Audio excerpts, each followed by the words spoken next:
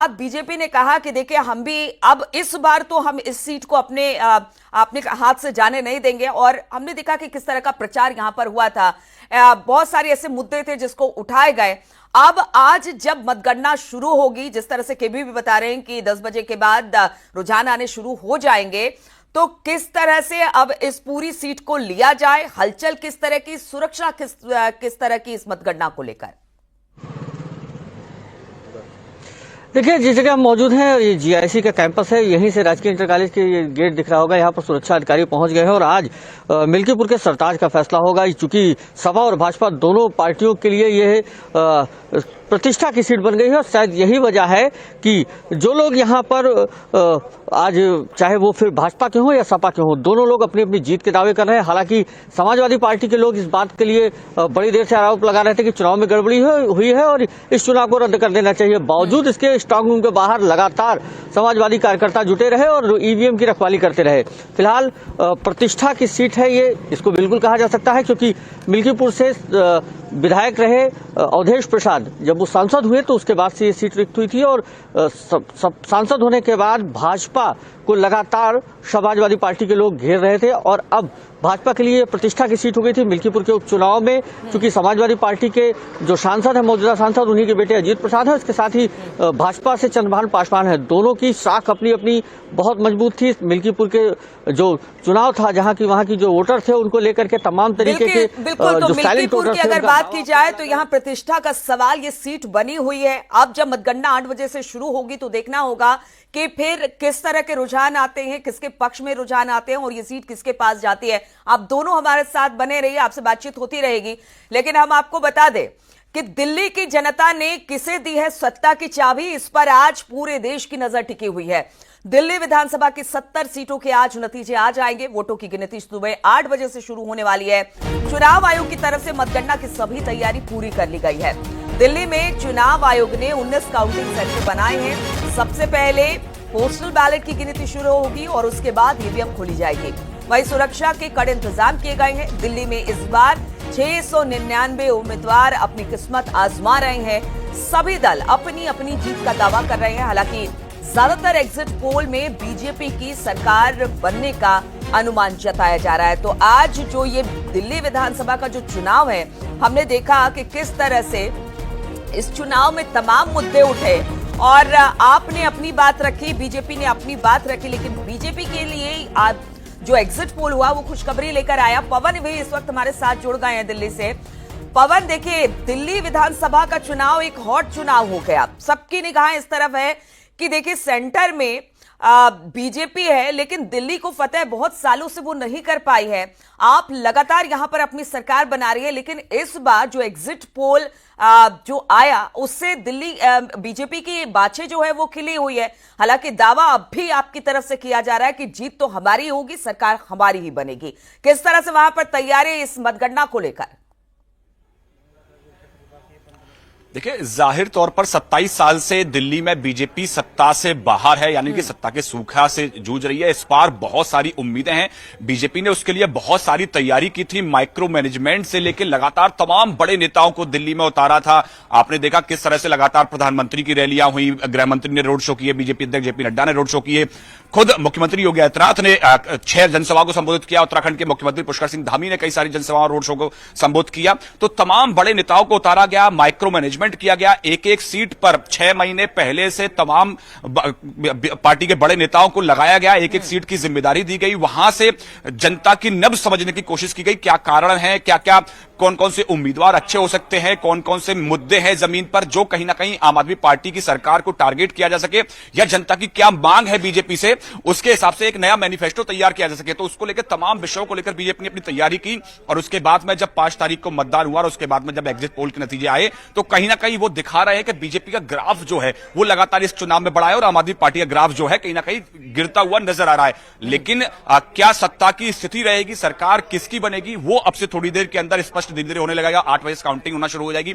मैं आपको अपने पीछे का नजारा दिखाता हूं। यहां ये दिल्ली का बीजेपी जो दफ्तर है राज्य का, वहां की तस्वीरें हैं। यहां तमाम तरह की तैयारियां की गई हैं। सभी जो मीडिया चैनल्स के लिए यहां एक केबिन बनाया गया है। आमतौर पर जिस तरह से पूरा कार्यक्रम जो है वो बीजेपी मुख्यालय में होता है, लेकिन इस बार जो है क्योंकि दिल्ली का चुनाव है तो दिल्ली बीजेपी दफ्तर में इस तैयारियां की गई हैं। यहां जो है पार्टी की तरफ से सभी तैयारियां पूरी कर ली गई हैं। जैसे ही रुझान आना शुरू होगा, तमाम पार्टी के बड़े नेता यहां पहुंचना शुरू करेंगे और जिस तरह से आगे रुझान जो है वो धीरे धीरे दिन के साथ साथ वो बढ़ने लगेंगे और कहीं ना कहीं नतीजों में परिवर्तित होने लगेंगे।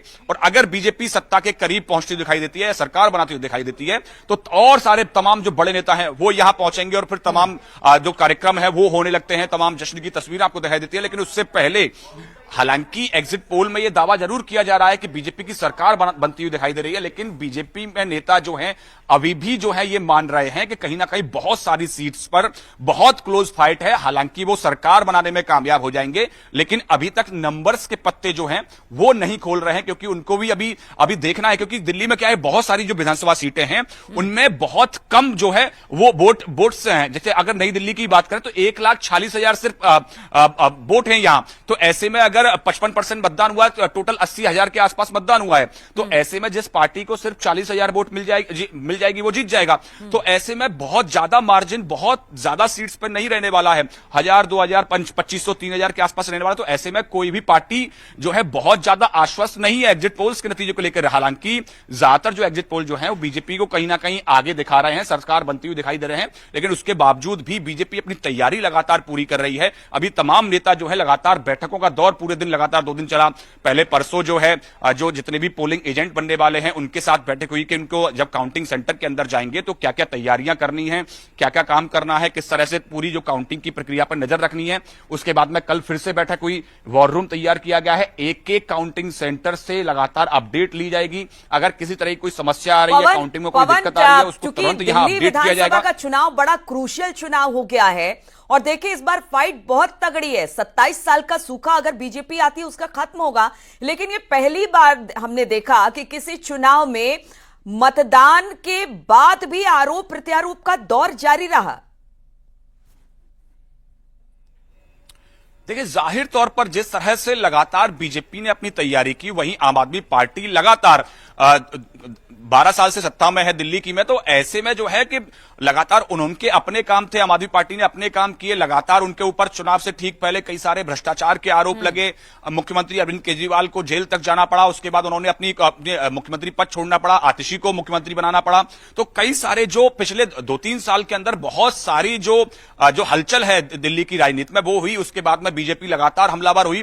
तो ऐसे में ये लाजमी है, क्योंकि अभी तक सत्ता किसके पास जाएगी वो क्लियर नहीं हुआ है। एग्जिट पोल्स वाले ही बीजेपी को आगे दिखा रहे हैं, लेकिन सत्ता किसके पास जाएगी अभी तक क्लियर नहीं है। जब 8 बजे से काउंटिंग शुरू होगी, उसके बाद में जब धीरे धीरे नतीजे आना शुरू होगा, उसके बाद में स्थिति एकदम स्पष्ट होगी। लेकिन आरोप प्रत्यारोप तो लगातार लाजमी है। आपने कल देखा किस तरह से अरविंद केजरीवाल और संजय सिंह ने यह आरोप लगाया कि हमारे विधायक के जो प्रत्याशी हैं उनको कहीं ना कहीं बीजेपी खरीदने की कोशिश कर रही है। उसके बाद में तुरंत बीजेपी ने एलजी से एक रिक्वेस्ट की कि आप इसकी तुरंत जांच करा लें। एलजी ने एसीबी को यह पूरा मामला सौंपा। एसीबी खुद अरविंद केजरीवाल के आवास पर पहुंची, संजय सिंह वहां एसीबी दफ्तर पहुंचे, वहां उनके बयान रिकॉर्ड किए गए। तो इस पूरे विषय में लगातार आरोप प्रत्यारोप की राजनीति चल ही रही है। लेकिन उसके साथ साथ तमाम जो राजनीतिक दल हैं, चाहे राजनीति जबरदस्त हो रही है और खुद बीजेपी और आप को भी कॉन्फिडेंस नहीं है कि उनकी कितनी सीटें आएंगी। हालांकि दावा जरूर दोनों की तरफ से सरकार बनाने का पवन किया जा रहा है, लेकिन फिर भी जब गिनती शुरू होगी और रुझान आने शुरू होंगे, उसके बाद कुछ ही घंटों में साफ होगा कि आखिर दिल्ली में किसकी सरकार बनने वाली है। चलिए, आपसे हम बातचीत करते रहेंगे। बहुत बहुत शुक्रिया आपका हमारे साथ जुड़ने के लिए।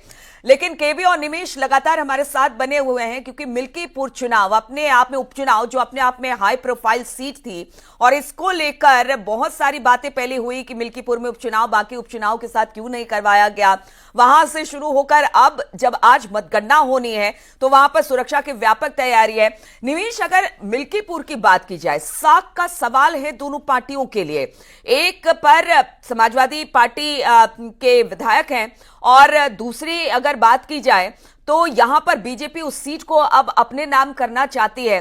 और इस दौरान हमने देखा कि आरोप प्रत्यारोप या फिर बड़े बड़े नेता सभी मिल्कीपुर पहुंचे और वहां पर कोशिश यही की गई कि उनके खाते में ये सीट आए, चाहे वो बीजेपी हो या समाजवादी पार्टी हो।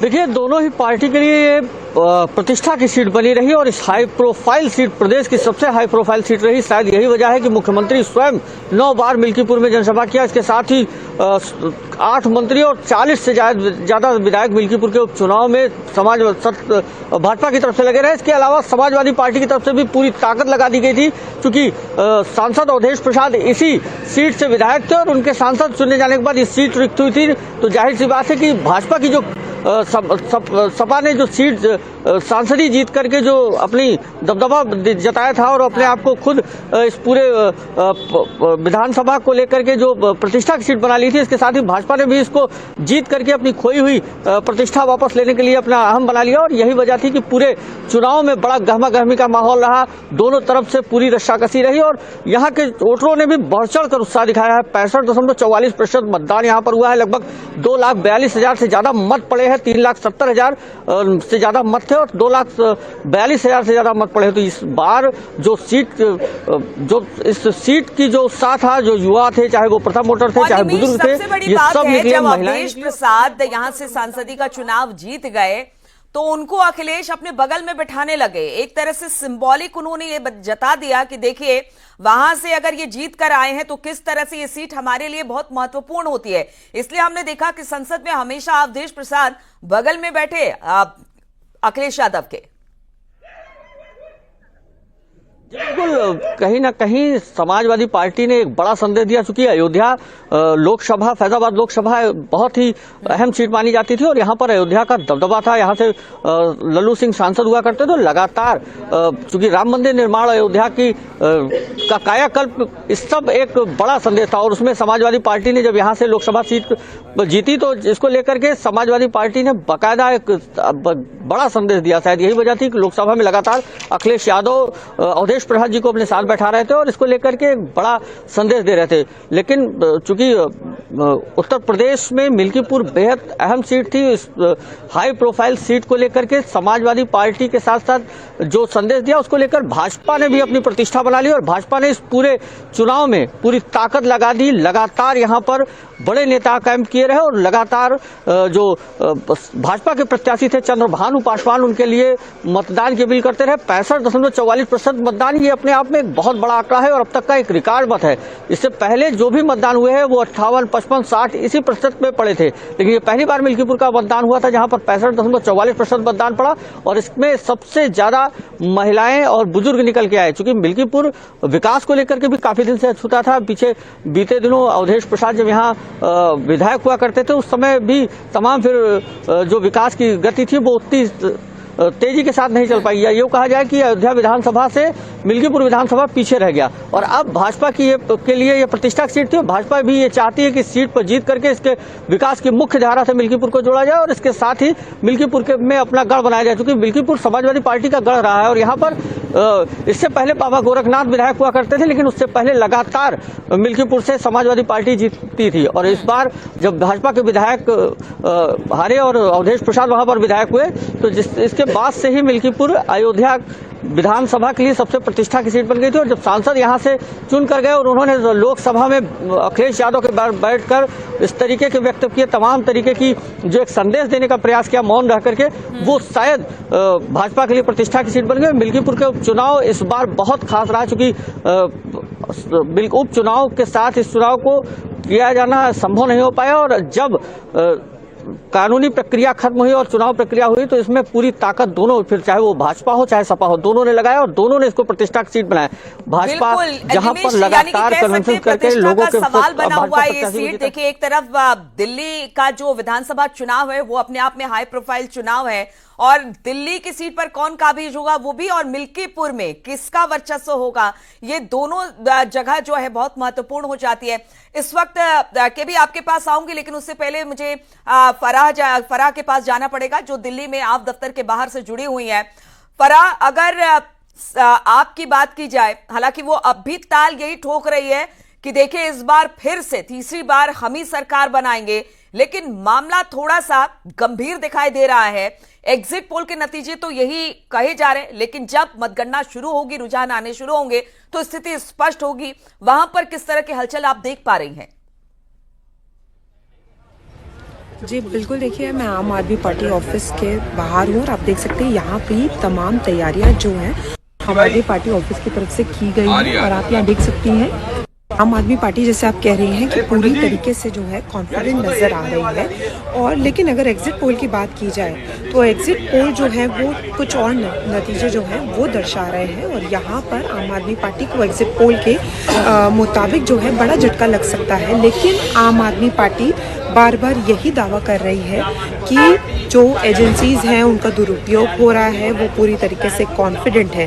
देखिए, अगर मुकाबले की बात की जाए तो देखने को त्रिकोणीय मुकाबला कुछ सीट्स पर देखने को मिल रहा है, लेकिन साफ तौर पर सीधी जो टक्कर है वो आम आदमी पार्टी और बीजेपी के बीच में है। और यहाँ पर अगर हम वोटिंग परसेंटेज की भी बात करें, जिस तरीके से कुछ सीट्स पर वोटिंग परसेंटेज बहुत कम देखा गया है, वहाँ पर मार्जिन भी बहुत कम हो जाता है। यानी वहाँ पर बहुत कम वोटों से जो है सीट्स का मार्जिन जो है वो कम देखने को मिल रहा है। यानी अगर एग्जिट पोल के मुताबिक हम बात करें तो कुछ ही सीट से बीजेपी को जीता हुआ दिखाया गया है, लेकिन अभी थोड़ी देर में जो है वो दिल्ली के दंगल पर स्थिति स्पष्ट हो जाएगी। यानी 8 बजे से काउंटिंग शुरू हो जाएगी। धीरे धीरे शुरुआती रुझान जो है वो सामने आने बहुत सारी ऐसी सीट है जिस पर कांटे की टक्कर है, त्रिकोणीय मुकाबला भी कई जगह पर है, लेकिन ज्यादातर दिल्ली में आप और बीजेपी की टक्कर ही दिखाई दे रही है। हालांकि अब अभी तक दोनों पार्टियां खुल के कुछ नहीं कह रही हैं कि कितनी सीटें आएंगी। सीटें जरूर दे रही हैं, सत्ता में आने की बात जरूर कह रही है, लेकिन जब मतगणना शुरू होगी, रुझान आने शुरू होंगे तो स्थिति स्पष्ट हो जाएगी। बहुत बहुत शुक्रिया आप सभी का हमारे साथ जुड़ने के लिए।